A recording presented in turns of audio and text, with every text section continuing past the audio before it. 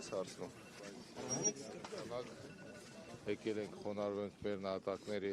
առջև եւ սա միայն այս օրը չի, սա եւս մեկ օր է, որ առիթ է մենք գանք այստեղ եւ մեր պարտ կտանք մեր նահատակված տղաներին։ Պարոն Սարգսյան, ինչքան է Արցախից 10 քաղաքացի դիմեցին, որպեսզի տեղափոխվեն Հայաստան եւ նրանց տեղափոխումը ապահովվեց, ձեզ համար հասկանալի է ինչու այսքան ժամանակից անց միանգամից 10 հայ արցախցի որոշեց տեղափոխվել Հայաստան եւ ըստ արցախցիների կողմից շրջանառվող տեղեկության այդ քաղաքացիներից որևէ մեկը չի դիմել։ Դուք ինչ տեղեկություններ ունեք, ինչ կարող եք հայտնել։ Ճիշտն ասած տեղեկություն ընդհանրապես չունեմ, քանի որ այստեղ չէի, նոր եմ եկել,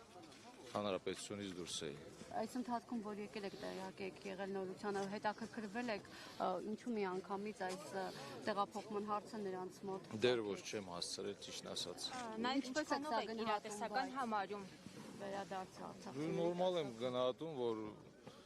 բոլորը 23 թվականին որոշում են կայացնել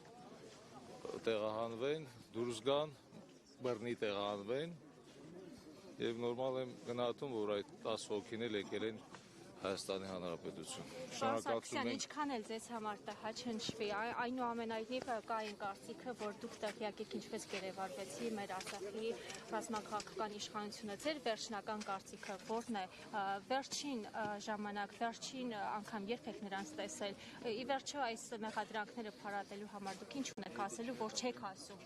Ես միշտ ասել եմ եւ բազմիցս ասել եմ, անընդհատ այդ հարցը տալիս եք, ես պատասխանում եմ, նորից նույն հարցը տալիս եք։ Անընդհատ ձեր անունն է նշում դրա համար։ Բա ես խոսացել եմ, չէ, ասել եմ, չէ, դրա մասին խոսացել եմ, որ իրենց տեսել եմ վերջի օրը իմ դուրս գալու, ոչ բոլորին։ Տեսել եմ Բակո Սահակյանին, Արկադի Ղուկասյանին, այնուհետև ես ճանապարհվեցի դեպի Հայաստանի Հանրապետություն եւ հետո իմացա, որ գերեվարվել են։ Այսքանը։ Այստեղ ոչ մի գաղտնիք չկա, որ չի բացահայտում, չի խոսում դրա մասին, անընդհատ նույն հարցը տալիս եք, նույն պատասխանը տալիս եմ ձեզ։ Նաև Ստրասբուրգում ԵԽԽՎ-ի վեհաժողովի ժամանակ Ադրբեջանին կոչ արվեց, որպեսզի ազատ արձակեն բոլոր հայ գերիներին։ Դուք ինչքանով եք այն իրատեսական համարում, հատկապես ռազմաքաղաքական ղեկավարության պարագայում։ Ես գնահատական չեմ կարող տալ, բայց ես էլ կողմնակից եմ եւ ես էլ կոչ եմ անում համայն աշխարհին, որպեսզի մեր հայ գերիները օր առաջ գան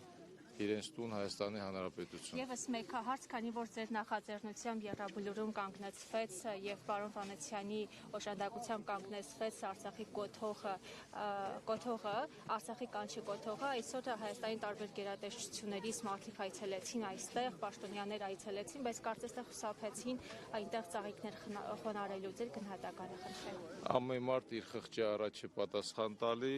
այս հուշակոթողը նույնպես մեր զոհվածների հիշատակի համար է կառուցվել, մեր սրբավայրերից է եւ այս տղաները, բոլոր նահատակված տղաները